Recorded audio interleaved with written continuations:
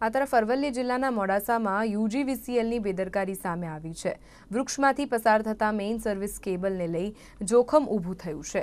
કુંભારવાડના ઢાળ વિસ્તારમાં આવેલા વૃક્ષમાંથી આ લાઇન પસાર થાય છે અને સ્થાનિક લોકો દ્વારા તંત્રને વારંવાર મૌખિક અને લેખિત રજૂઆતો કરવામાં આવી છે, છતાં તંત્ર દ્વારા કોઈ ઉકેલ આવ્યો નથી।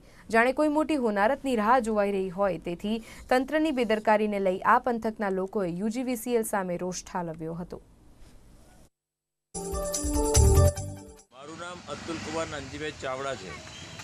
મારા ઘર કને ગુંદાનું ઝાડ છે, તેના પરથી સર્વિસ લાઇન હેવી લાઇન જાય છે, બરાબર। અત્યારે ચાલુ લાઇન છે, કાલે કંઈક થશે અને દુર્ઘટના થશે તેની જવાબદારી કોણ?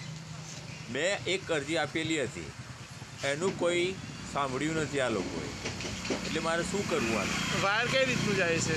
વાયર સર્વિસ લાઇન જાય છે, ચાલુ ફેજ જાય છે ઉપર, અને એક અર્થિંગ વાયર જાય, બરાબર। એટલે એનું મારે કાપવું તો બી કઈ રીતના નિર્ણય લેવો એનો?